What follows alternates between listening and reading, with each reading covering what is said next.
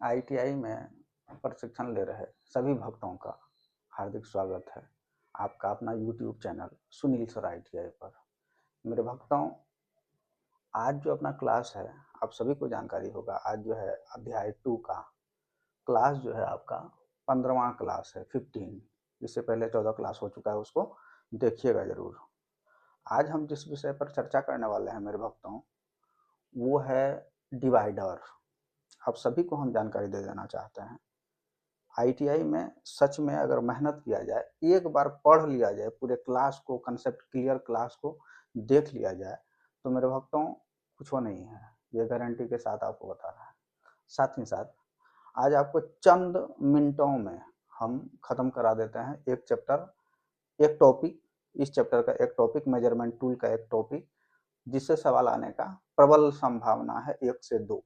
सवाल किस प्रकार से आएंगे, किस प्रकार से सवाल पूछा जाता है एग्जाम में, उन सभी चीज़ों को हम बारीकी से बताने का पूरा प्रयास करेंगे।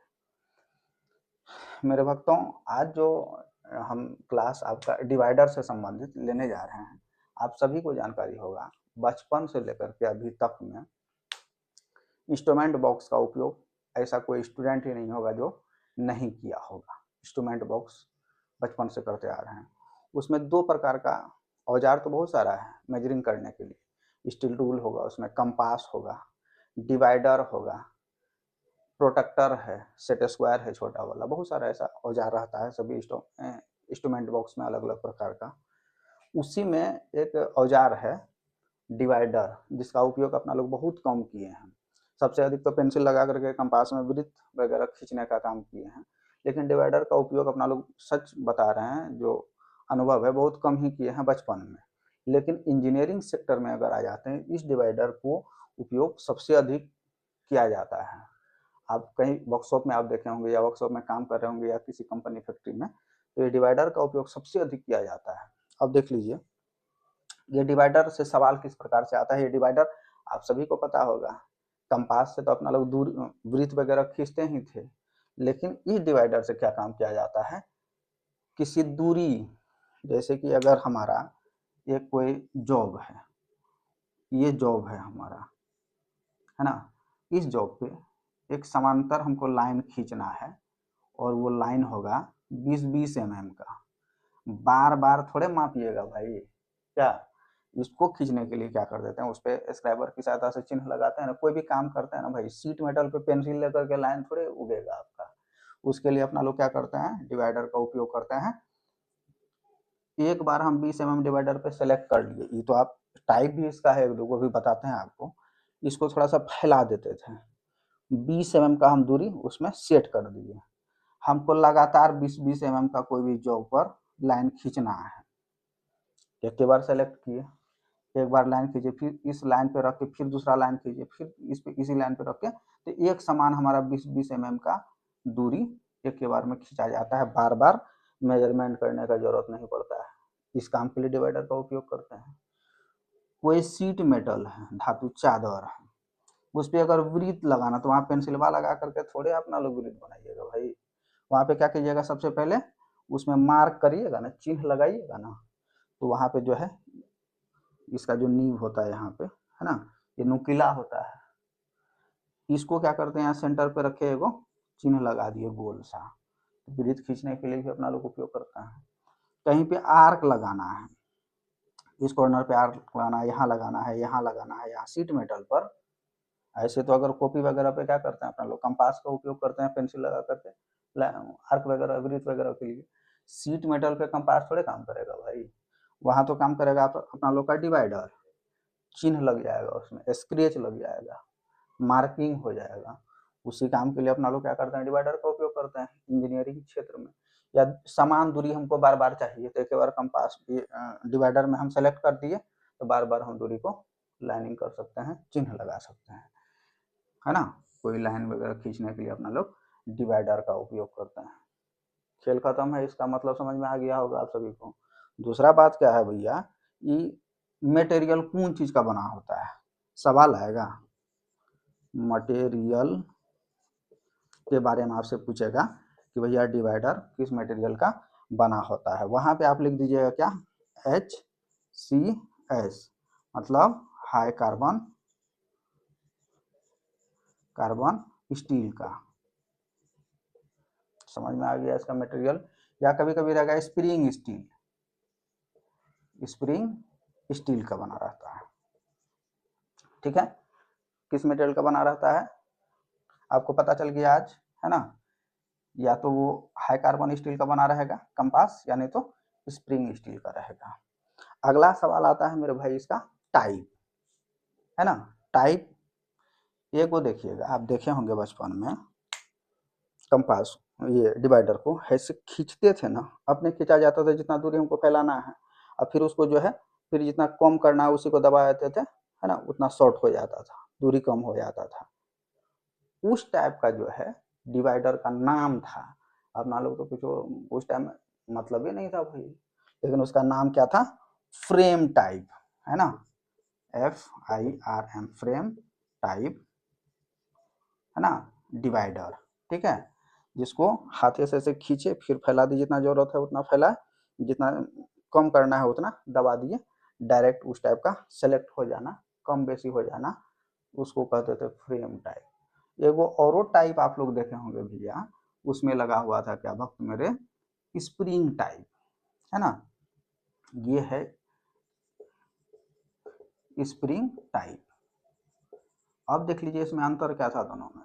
इसमें जो है खींचने वगैरह का कोई झोल नहीं था भाई, इसमें लगा हुआ था एगो स्प्रिंग, है ना, यहाँ पे एगो बोल्ट टाइप का, है ना, स्क्रू वगैरह, उसको स्क्रू कहिए, बोल्ट तो नहीं कहिएगा।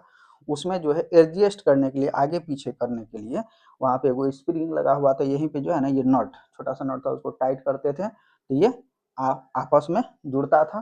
जब उसको फैलाना होता था नट को क्या करते थे, स्क्रू को क्या करते थे, खोलते थे, स्प्रिंग क्या करता था, इसको फैला देता था। जितना अपना लोग को जरूरत होता था उतना एडजस्ट कर सकते थे। और साधारण कार्यों के लिए जो है, साधारण काम के लिए, साधारण कार्य के लिए अपना लोग कौन सा यूज करते थे, फ्रेम टाइप। और ये वाला जो है स्प्रिंग टाइप का जो उपयोग है, आज समझ में आया भाई, हम अपना लोग तो समझ में आता था दोनों एक काम के लिए, इसमें नट घुमाने के लिए है, इसमें हाथ से फैलाने वाला है। लेकिन ये साधारण कार्य जिसमें कि शुद्धता का कोई गारंटी नहीं हो, उस कार्य के लिए अपना लोग क्या करते थे, फ्रेम टाइप का यूज करते थे। और स्प्रिंग टाइप का उपयोग सूक्ष्म कार्यों के लिए बहुत कम से, ये तो थोड़ा सा कम फैलता था और सटता था, मेजरमेंट जो है थोड़ा सा इसमें शुद्धता के साथ नहीं होता था, बहुत कम अगर इच्छा था अपना और भी उससे भी कम हो जाए मेजरमेंट, उसके लिए उपयोगी नहीं था। लेकिन स्प्रिंग टाइप जो है आपका जो है डिवाइडर, ये जो है छोटा से छोटा माप को लेने के लिए ये उपयोगी आपका स्प्रिंग टाइप डिवाइडर था, है ना। इसको जो है स्प्रिंग टाइप का जो है सूक्ष्म के साथ सटीकता के साथ, है ना, इसको जो है यूज करने के लिए अपना लोग किया करते थे उपयोग, है ना। अब देख लीजिए स्प्रिंग टाइप कैसा होता है और साधा फ्रेम टाइप किस प्रकार का होता है, दोनों का यूज भी आपको समझ में आ गया। सवाल आ जाएगा अधिक सूक्ष्मता के साथ, है ना, कौन सा इनमें से कौन सा डिवाइडर का उपयोग किया जाता है, तो वहां पे स्प्रिंग टाइप करिएगा, है ना। या सटीकता के साथ कौन सा उपयोग किया जाता है डिवाइडर का, तो वहां आपको टिक लगा देना है स्प्रिंग टाइप में, ठीक है भाई।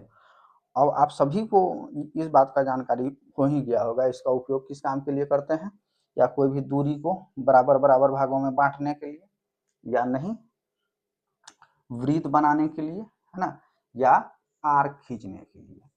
इन तीन कामों के लिए अपना लोग डिवाइडर का उपयोग करते हैं ITI में मेरे भक्तों। अगला इसमें और क्या आ सकता है ना, सवाल इसका साइज, इसको जानकारी ही रखना है, सवाल इससे हमको नहीं लगता है क्या आएगा। ये जो है मार्केट में 75 mm में उपलब्ध है, 100 mm में है, और 150 mm में, 200 mm में, है ना, में, है ना, 300 mm में तक के साइज में मार्केट में अवेलेबल है। काम के अनुसार बहुत बड़ा वृत्त अगर खींचना है उसके अनुसार जो है ना, 300 mm का भी ले सकते हैं, 200 mm का भी ले सकते हैं, 150 mm का भी ले सकते हैं, ठीक है। इनसे भी बड़े वृत्त का अगर खींचने का जरूरत हो तो उसका उस औजार का नाम है ट्रेमल, जो उसको एडजस्ट करके कितना बड़ा भी वृत्त अगर बनाना है सीट मेटल पे एडजस्ट करके अपना लोग बना सकते हैं। ये था डिवाइडर का कहानी, कुछ हो था ही नहीं, है ना। अगला जो औजार है बहुत ही महत्वपूर्ण है, कैलिपर। और आपको कैलिपर्स के बारे में भी बहुत आसान भाषा में बारीकी से हम समझा देंगे, बने रहिएगा, टोटल वीडियो देख लीजिए। 100% गारंटी है मेरा, 98-99% आपका जो है ITI में CBT एग्जाम में आ जाएगा। आप हमारा वीडियो केवल देख लीजिए। CBT एग्जाम का जो है तैयारी हम लग गए हैं कराने में, कम्युनिटी पोस्ट में है यूट्यूब का, पोस्ट डेली हम 4-5 सवाल देते हैं पोल में, उसको आप करिए। किसी प्रकार का कन्फ्यूजन हो कमेंट करिए, फिर उसको जो है आगे हम क्लियर करा देंगे। धन्यवाद मेरे भक्तों।